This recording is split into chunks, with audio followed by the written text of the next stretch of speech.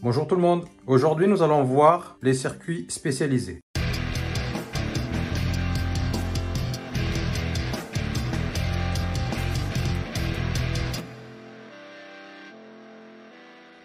Aujourd'hui, nous allons voir quels sont les circuits spécialisés dans votre installation électrique. Cette vidéo va être divisée en 4 parties, c'est-à-dire nous allons voir en premier temps la définition d'un circuit spécialisé ainsi que son rôle. En deuxième temps, nous allons voir quels sont les équipements branchés en circuit spécialisé. Ensuite, nous allons voir également qu'est-ce que dit la norme. Et enfin, nous verrons les disjoncteurs associés à chaque équipement spécialisé dans votre installation électrique. Pour une prochaine vidéo, nous verrons également comment choisir un interrupteur différentiel en fonction des disjoncteurs qui sont en aval ou en fonction du disjoncteur général abonné. Nous verrons également la fonction d'un disjoncteur différentiel et comment associer un disjoncteur différentiel sur quel équipement et que dit la norme. Et enfin, nous verrons la différence entre un interrupteur différentiel et un disjoncteur différentiel. Dans votre installation électrique, qu'est-ce qu'un circuit spécialisé et quel est son rôle? Par définition, un circuit spécialisé est dédié à des appareils électriques sensibles et gourmands en électricité. Pourquoi? Ça permet d'assurer la bonne protection du matériel et ainsi que la sécurité des personnes. Contrairement à des disjoncteurs, par exemple, normal divisionnaires qui protègent votre circuit prise ou éclairage, un circuit spécialisé est dédié à une tâche, c'est-à-dire d'alimenter un socle de prise ou un équipement électrique. C'est ce qu'on appelle, entre guillemets, un circuit permanent. Sauf dans certains cas, comme par exemple alimentation d'un circuit extérieur. Pour schématiser un circuit spécialisé, c'est simple. Vous venez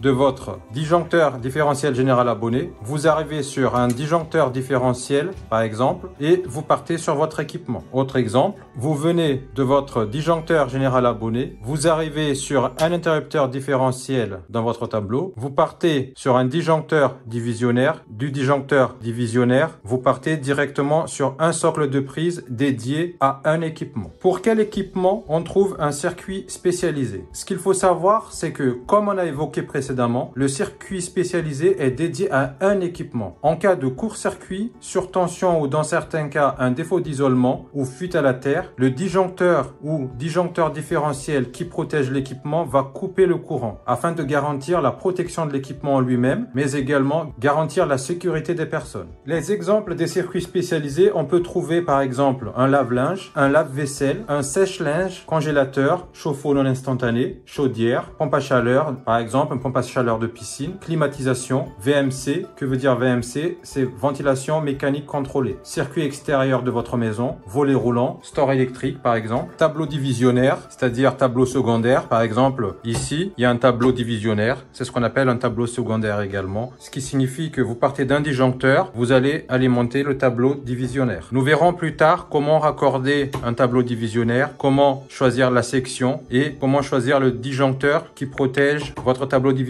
Ça sera dans une autre vidéo. On peut retrouver également dans un circuit spécialisé borne de recharge de véhicules électriques et enfin, par exemple, les prises de courant dans la gaine GTL, c'est-à-dire gaine technique logement. Comment choisir un circuit spécialisé? Cela dépendra de la puissance de votre équipement. Il existe des cas particuliers, par exemple, un congélateur. La norme préconise un dispositif de sectionnement d'un différentiel 30 milli afin de garantir la protection des occupants ainsi que la protection de l'équipement. Un disjoncteur 16 ampères ou un disjoncteur 20 ampères 30 milli comme ici suffit largement. Il y a aussi un autre cas particulier, par exemple, pour un circuit pour borne de recharge de véhicules électriques. En termes techniques, IRVE, infrastructure de recharge des véhicules électriques. Là, il va vous falloir un disjoncteur différentiel un peu plus spécifique. Le calibre du disjoncteur dépendra de la puissance de votre borne de recharge. Et la protection différentielle associée avec celui-ci, ça sera de 30 milli. Pour un disjoncteur différentiel de recharge de borne électrique, il va vous falloir un disjoncteur de type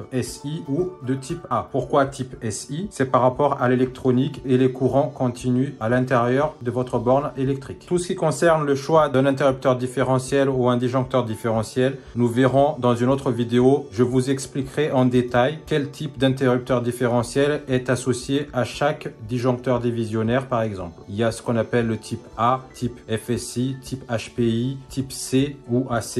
Il y a plusieurs types d'interrupteurs différentiels ou disjoncteurs différentiels. Ce qu'il faut savoir et bien comprendre, c'est comment associer par exemple exemple un interrupteur différentiel à un disjoncteur pour un circuit spécialisé ou un disjoncteur normal. Et nous verrons également dans un tableau électrique comment disposer vos disjoncteurs. Il faut faire très attention à la disposition de vos disjoncteurs dans votre tableau électrique. On ne peut pas faire n'importe quoi. Il y a des règles à respecter, il y a des limitations de disjoncteurs à respecter, il y a également des normes à respecter. Nous verrons ça dans une prochaine vidéo. Si vous n'êtes pas abonné, n'hésitez pas à vous abonner en cliquant sur l'icône à droite de cette vidéo ou directement en cliquant sur le lien dans la description de la vidéo. Maintenant, nous allons voir que dit la norme sur les circuits spécialisés. Chaque gros électroménager dans votre maison doit être alimenté par un circuit spécialisé. Qu'est-ce que c'est un gros électroménager? Par exemple, votre congélateur, lave-linge, lave-vaisselle, four, tous les équipements qui ont une forte consommation. Dans votre habitation, dans votre maison, appartement, vous êtes obligé d'avoir au moins 4 circuits spécialisés. Un circuit d'alimentation pour la cuisinière ou plaque de cuisson, protégé par un disjoncteur 32 ampères, associé avec un interrupteur différentiel 30 mA,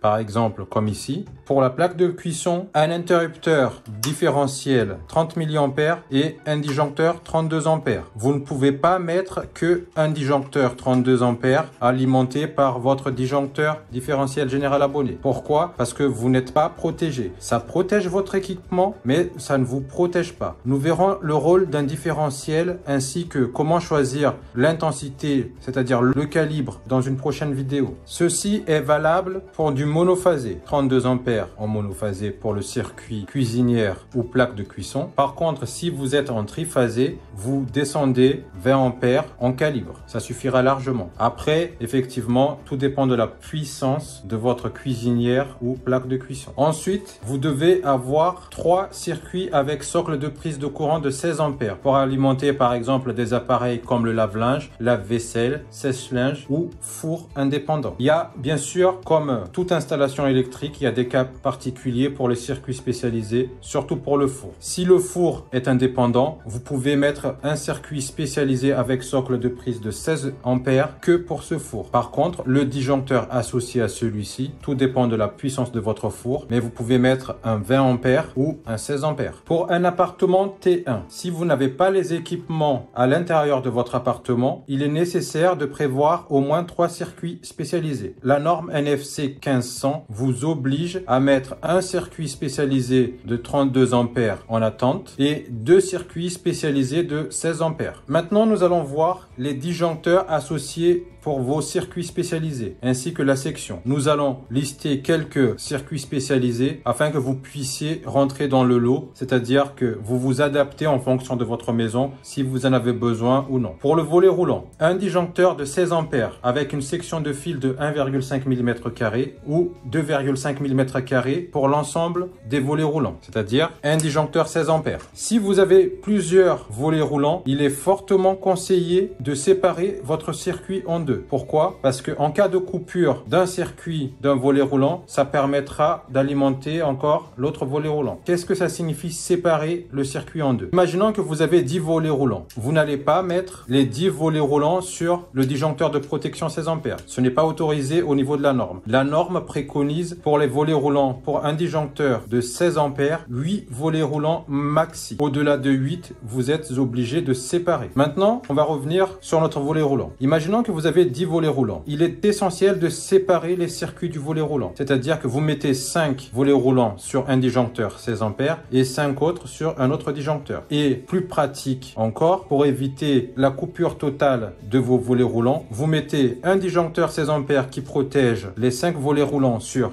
une rangée qui est protégée par un différentiel 30 milli, un interrupteur différentiel, et le deuxième circuit de votre volet roulant, vous le mettez sur la deuxième rangée qui est protégée par un autre interrupteur différentiel 30 milli. Pourquoi on fait ça? C'est très simple. En cas de coupure sur un circuit qui est ici, l'autre circuit reste toujours en fonctionnement. Ensuite, pour un circuit spécialisé, vous avez également le chauffage électrique. Vous pouvez utiliser un disjoncteur de 20 ampères avec une section de fil de 2,5 mm². Par contre, cela est dédié par tranche. C'est-à-dire, pour un circuit chauffage ne dépassant pas les 4500 watts, vous pouvez mettre un disjoncteur 20 ampères. Si le circuit chauffage est supérieur à 4500 watts, vous êtes obligé de rajouter un autre disjoncteur pour un autre circuit. Par contre, cela dépendra aussi de la puissance de votre chauffage. Ici, je vais vous donner quelques exemples. Un chauffage inférieur à 3500 watts, par exemple, vous pouvez mettre un disjoncteur de 16 ampères avec une section de fil de 1,5 mm² mini. Un chauffage de 5700 watts, c'est-à-dire la puissance qui n'excède pas 5700 watts, vous pouvez mettre un disjoncteur de 25 ampères avec une section de fil de 4 mm². Un chauffage de 7250 watts, c'est-à-dire inférieur à 7250 watts, c'est un disjoncteur de 32 ampères avec une section de fil de 6 mm². Bien évidemment, les disjoncteurs seront desservis par un interrupteur différentiel. Vous pouvez également mettre un disjoncteur différentiel qui sera un peu plus cher, mais vous avez tout à fait le droit d'alimenter votre disjoncteur à partir d'un interrupteur différentiel. Pour la VMC, ventilation mécanique contrôlée, c'est un disjoncteur de 2 ampères avec une section de 1,5 mm². Pour une plaque de cuisson, c'est un disjoncteur de 32 ampères avec une section de fil de 6 mm². Vous pouvez mettre une prise 32 ampères en mono avec une section de fil de 6 mm². Si vous n'avez pas de fiche sur votre four ou plaque de cuisson, par exemple, vous pouvez le relier avec un wago, c'est-à-dire les fils qui viennent de votre disjoncteur 32 ampères,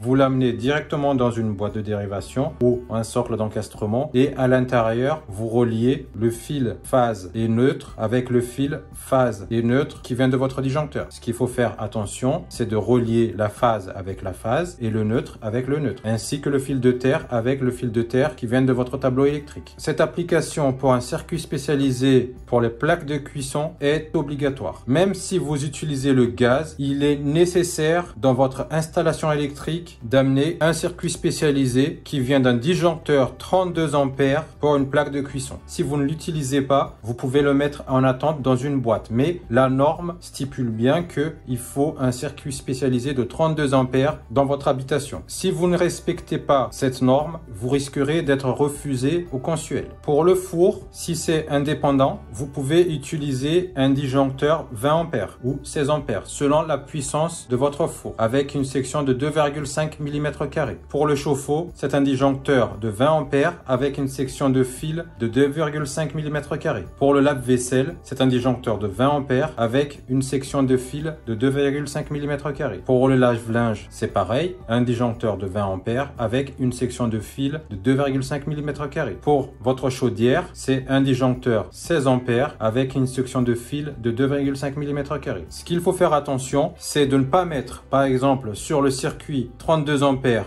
qui est ici, pour votre plaque de cuisson par exemple, de brancher votre plaque de cuisson et votre lave-vaisselle. C'est strictement interdit. Comme on a dit précédemment, un disjoncteur dans un circuit spécialisé, un disjoncteur égale un équipement. Sauf par exemple le radiateur, cela dépendra de la tranche comme on a évoqué, par exemple 4500 watts. Si votre radiateur électrique est inférieur à 4500 watts, vous pouvez mettre par exemple 2 radiateurs. Il ne faut pas que ça dépasse les 4500 watts pour un disjoncteur de 20 ampères. Autre exemple, pour un disjoncteur de 16 ampères, vous branchez le four et vous branchez un autre équipement comme la vaisselle. C'est interdit. Le disjoncteur, il sert qu'à alimenter le four. Vous avez un socle de prise de 16 ampères dédié à ce disjoncteur. Vous ne pouvez pas faire autrement. C'est la norme qui dit ça. En rénovation totale ou en construction de maisons neuves, il est essentiel de respecter la norme. Comme je vous ai dit précédemment, si vous n'êtes pas encore abonné, n'hésitez pas à vous abonner. Il y aura beaucoup de tutos sur votre tableau électrique, comment choisir le différentiel.